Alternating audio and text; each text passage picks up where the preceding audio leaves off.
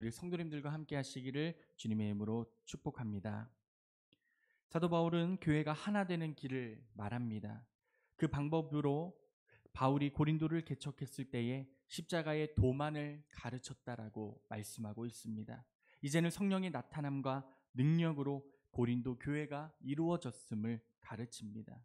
요즘은 인터넷 시대입니다. 매스미디어가 너무나 많이 잘 발달되어서 우리가 원하지 않아도 수없이 많은 지식과 지혜의 홍수 속에서 우리들은 끊임없이 새로운 것을 배우게 되었고 새로운 것을 알게 되었습니다. 그만큼 우리들은 새로운 지식을 찾는 데에 헤매는 것을 알 수가 있습니다. 그리고 그래서 학생들은 공부하기에 여념이 없습니다. 아이들이 오히려 어른들보다도 더 바쁜 삶을 살아가고 있습니다. 세상적인 지식과 지혜는 우리의 삶을 풍요하게 해주고 그리고 경쟁에서 승리하게 해줍니다. 바울도 세상에 많은 지식이 있는 사람이었습니다. 또한 정말 똑똑한 사람이었습니다. 그러나 세상의 지식은 어떻게 하게 합니까? 서로를 싸우게 하고 교만하게 합니다. 우리 믿음의 생활도 그렇습니다. 무엇보다도 하나님의 사역을 할 때에 하나님의 지혜를 먼저 구하고 하나님께 나아가야 하는데 그러지 못하고 내 생각과 내 지식이 들어갈 때에 교회 안에 분쟁이 일어나게 되고 싸움이 나타나게 되는 것을 알 수가 있습니다.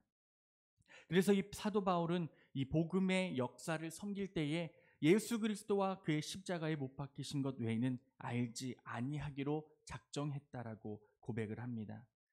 바울은 복음을 전할 때 자신의 지식을 가르치지 않고 십자가의 말씀만을 가르쳤다는 겁니다. 그러자 어떤 상황이 발생합니까? 성령님이 나타나셨습니다. 그리고 하나님의 능력이 나타났습니다. 그리고 많은 사람들이 그의 말씀을 듣고 예수 그리스도를 만나 성령으로 변화되었습니다. 또한 그때 성도들은 하나가 되었습니다. 그렇다면 우리 가운데도 어떻게 하면 성령님께서 나타나고 우리가 하나가 될 수 있을까요? 우리 1절 말씀을 다시 한 번 더 읽어보겠습니다. 2장 1절입니다. 형제들아 내가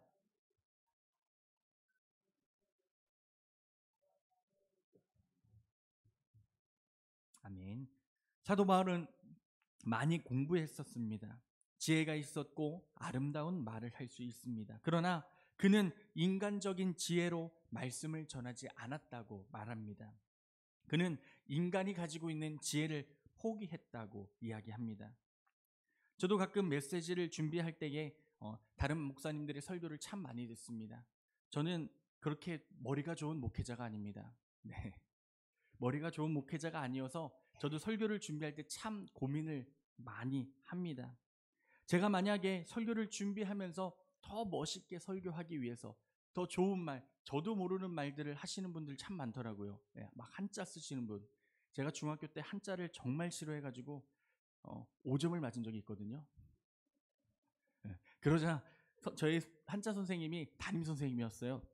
오더니 기어가 선생님이 싫어서 일부러 그렇게 시험을 본 거냐고 해서 선생님 저는 한국어 외에는 다른 언어는 싫습니다. 그랬던 어렸을 때 기억이 있습니다.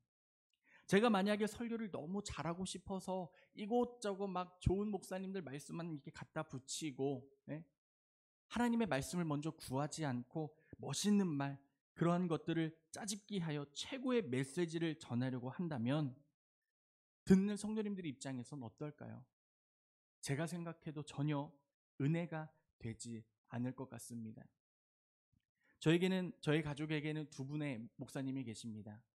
그중에 저희 작은 삼촌은 정말로 재미가 없는 사람입니다. 항상 일평생을 공부만 하신 분이고 그리고 글만 쓰신 분입니다. 그분이 갑자기 목사님이 된다고 하셨을 때 우리 삼촌 설교를 들으면 당연히 졸리겠다라는 그런 예상을 쉽게 했어요. 아니나 다를까 설교를 듣는데 수업을 가르칠 때랑 똑같이 원래 선생님이었거든요, 학원. 수업을 가르칠 때랑 똑같이 지루하고 재미없고 졸린 설교를 하는 거예요. 그래서 그 설교를 말씀을 들으면서 이러면은 그 인간의 생각입니다. 이러면은 우리 삼촌 교회가 부흥할 수 있을까라는 고민을 해봤었거든요. 그런데 하루는 제가 삼촌이 말씀을 준비하는 모습을 뒤에서 몰래 본 적이 있어요. 얼마나 열심히 기도하며 얼마나 열심히 눈물을 흘리며 말씀 한 구절 한 구절을 준비할 때에 하나님의 말씀을 구하는지 그 모습을 보는데 그 다음부터 그 말씀이 졸리거나 지루한 말씀으로 들리지 않더라고요. 우리들이 요즘에 참 많이 착각하는 것이 있습니다. 좋은 목사님이 어디 있습니까? 그렇죠? 모든 목사님들이 하나님께서 부르셨고 하나님의 뜻 가운데 사역하는 목사님인데 요즘 많은 그리스도인들이 착각합니다. 말씀이 좋으면 좋은 목사님이고 좋은 일 많이 하면 좋은 목사님이고 누구는 좋은 일 하고 싶지 않아서 좋은 일 안 하시겠습니까? 좋은 말씀이 없다는 것입니다. 모든 말씀, 모든 주시는 그 은혜를 하나님이 주시는 말씀으로 받아들이는 은혜가 우리 가운데 있기를 소망합니다. 그렇지 못하는 것이 바로 우리의 생각이 들어갔다는 증거입니다. 저 목사님 왜 말씀이 지루하지? 왜 저 목사님 말씀이 재미없지? 어떤 목사님 말씀이 재밌던데? 그렇게 비교하는 것 자체가 하나님을 먼저 바라보는 것이 아니라 설교하는 설교자, 그 설교자만을 바라본다는 것입니다. 사랑하는 성도님들, 하나님만을 바라보시길 바랍니다. 그것은 어렵지 않습니다.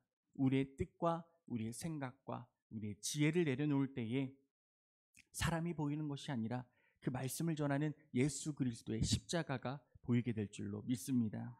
2절을 보면 이렇게 고백합니다. 내가 너희 중에 예수 그리스도와 그의 십자가에 못 박힌 것 외에는 아무것도 알지 아니하기로 작정하였음이니라. 저는 솔직히 바울을 본 적이 없습니다. 뭐 잘생겼는지 키가 큰지 멋있는지 그런 부분을 제가 본 적이 없지만 사도 바울이 말씀을 전하고 하나님을 대언할 때에 많은 사람들이 모였고 그리고 성령의 은혜가 임재하였고 하나님의 뜻이 나타나였다고 우리가 말씀을 통하여 볼 수가 있습니다. 그를 통하여 많은 교회들이 세워졌고 그리고 많은 교회들이 하나님께로 나아간 것을 알 수 있지 않습니까?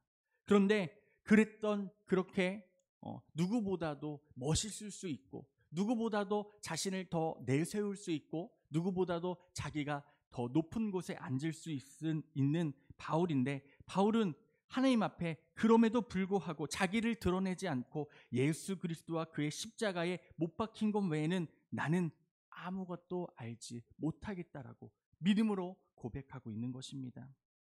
사도 바울은 고린도 교회를 개척할 때에 예수 그리스도와 그의 십자가에 못 박힌 것 외에는 아무것도 알지 아니하기로 작정했다는 것입니다. 우리는 메시지를 통해 말씀을 통해 무엇보다도 예수 그리스도가 드러나야 한다는 것을 기억하시기를 바랍니다. 메시지를 통하여 예수님보다 사람이 청중이 남아서는 안 된다는 것입니다. 정말로 중요한 것은 예수님의 십자가입니다. 말씀을 들으실 때마다 어디에 가서든 무엇을 하든 기도하실 때마다 예수님의 십자가가 우리의 중심에 있게 해달라고 간구하시기를 바랍니다. 십자가가 없는 메시지, 예수 그리스도가 없는 메시지는 진정한 생명력을 주지도 못하고 구원을 주지도 못합니다. 그 그리스도의 십자가만이, 그 사랑만이 하나가 되게 할 수 있고 교회의 중심이 될 수 있다는 것입니다. 두 교회가 있습니다. 한 교회의 메시지는 온통 기복신앙을 중심으로 전합니다. 예수를 믿으면 복 받습니다. 예수 안에 영광이 있습니다. 예수 믿으면 사업 성공합니다. 등등 이런 것만 강조하는 교회라고 합니다. 그런데 그곳 교인들의 얼굴은 마치 썩은 음식물과 같습니다. 서로 간에 사랑이 없습니다. 그런데 또 다른 교회는 좀 다릅니다. 그곳은 예수님이 그리스도라는 것과 예수님께서 십자가에 죽으신 것을 전하는 곳이었습니다. 성도들이 받는 복보다는 예수 그리스도의 사랑을 전하고 그 은혜를 나타내는 교회였다는 겁니다. 그 교회에 가면은 성도들은 자기 희생을 마다하지 않습니다. 어떠한 일이 발생해도 그것을 기도로 이겨내려고 하고 서로를 이해하고 서로를 안아주려고 합니다. 그렇기 때문에 그 교회에는 얼굴에 기쁨이 가득 찹니다. 교회가 서로 사랑하며 하나가 되었다는 것입니다. 이 두 교회를 비교해 보았을 때에 무엇이 다릅니까? 한 교회는 내가 복받기 위해서 교회에 다니는 것이고 한 교회는 하나님이 드러나기 위해서 교회를 다니는 것이라는 겁니다. 제가 지난주 금요일날 찬양 인도를 하면서 이런 영상을 봤다고 했잖아요. 코엑스에서 참 큰 집회가 열렸더라고요.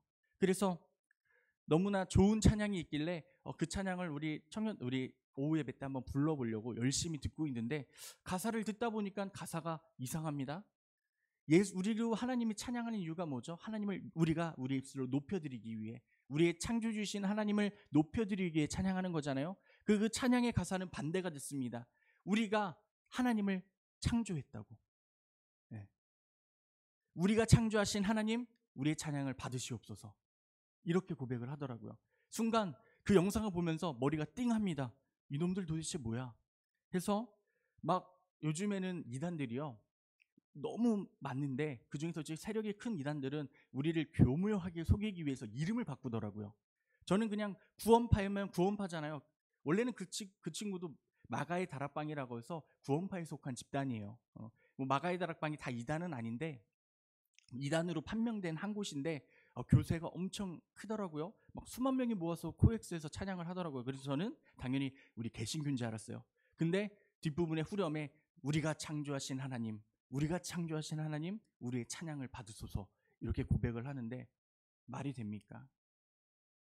그런데 그 꼬마 아이부터 할아버지 할머니에 이르기까지 그런 찬양을 부르면서 눈물을 흘리고 있다는 것입니다. 무서운 일입니다.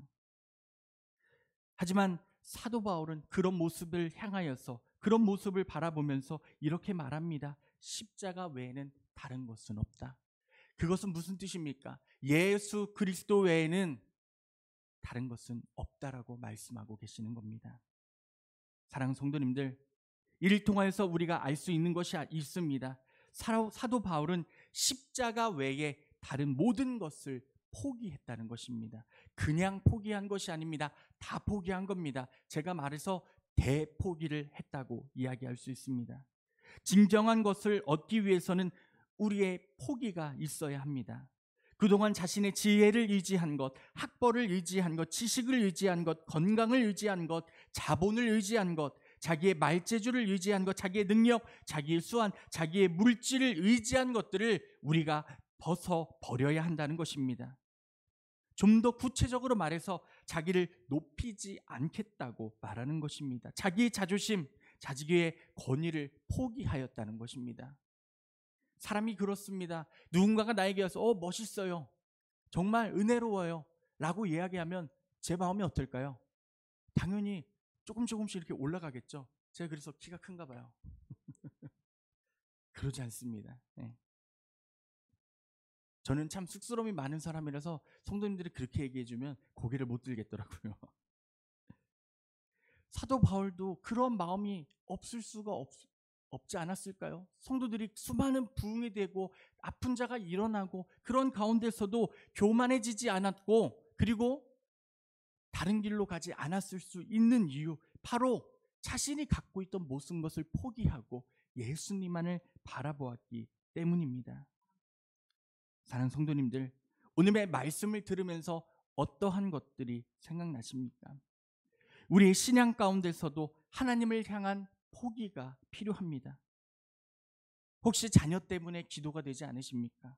혹시 물질 때문에 기도가 되지 않으십니까? 혹시 나의 건강 때문에 기도가 되지 않으십니까? 그 모든 것들을 포기해 보십시오.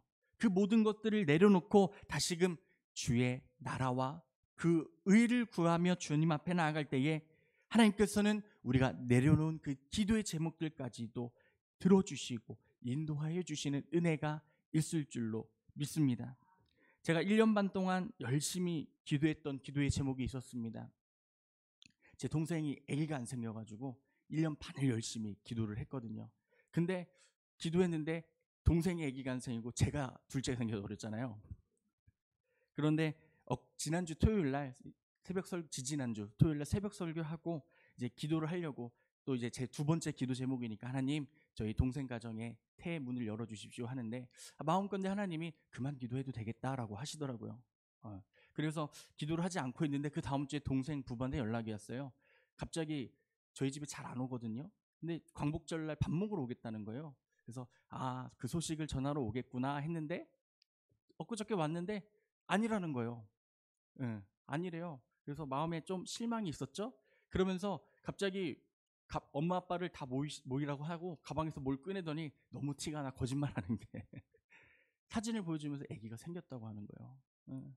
그래서 동생 부부한테 얘기했어요. 형은 알고 있었다. 기도하는데 지지난주에 하나님이 그런 마음 주더라 하는데 동생이 그런 얘기를 하더라고요. 형 자기도 요번에 아기를 준비하면서 정말 힘들었거든. 막 시술도 하고 별의 별 짓을 다 했거든요. 하면서 나한테 이렇게 기도해 주는 사람이 많다는 거, 그리고 그 기도가 힘이 된다는 것을 태어나서 처음 깨달았대요. 왜냐면 제 동생도 그렇게 교회를 열심히 다니진 않았거든요.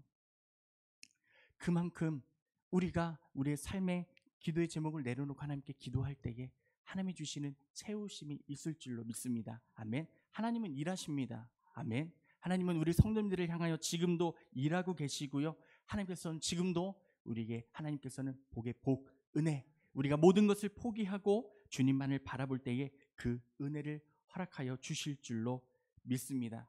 한 개 질문할까요? 행복하십니까? 정말요? 아니, 어제 금요철야 인도하는데 우리 성도님들 표정이 하루의 모든 인생에 찌든 힘듦을 다 가지고 오셔가지고 엄청 힘들어 보이더라고요. 그리고 어제 새벽에도 그랬고, 근데 오늘은 되게 밝으시네. 감사합니다.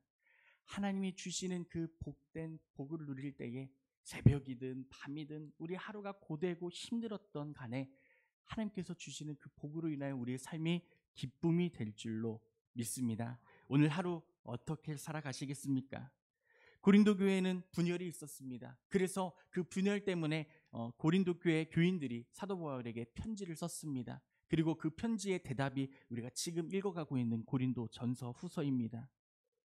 그리고 사도 바울은 이들에게 하나님의 은혜와 십자가의 도를 가르치면서 다시금 사람의 생각을 내어버리고 십자가의 도, 하나님의 길로 가까이 나아가라고 고백합니다. 그러면서 뭐라고 얘기합니까? 오직 하나님만을 의지하라. 오직 성령님만을 의지하라고 말씀합니다. 그리고 고린도 교회는 성도들은 성령으로 다시금 거듭나고 그 교회는 하나가 되어져 갑니다. 그렇기 때문에 우리도 이 말씀을 보면서 예수님의 마음을 알아야 합니다. 그리고 두렵고 떨림으로 오직 성령님만을 의지해야 합니다. 그럴 때에 하나님께서는 우리를 도우시고 우리가 인간적인 지혜를 포기하고 성령을 의지할 때에 새 힘을 주시고 이 새벽에도 우리의 기도 제목 하나하나 주님이 들으시고 인도하여 주실 줄로 믿습니다. 오늘 하루도 그 은혜 붙들고 승리하는 믿음이 있기를 주님의 이름으로 축원합니다. 기도하겠습니다.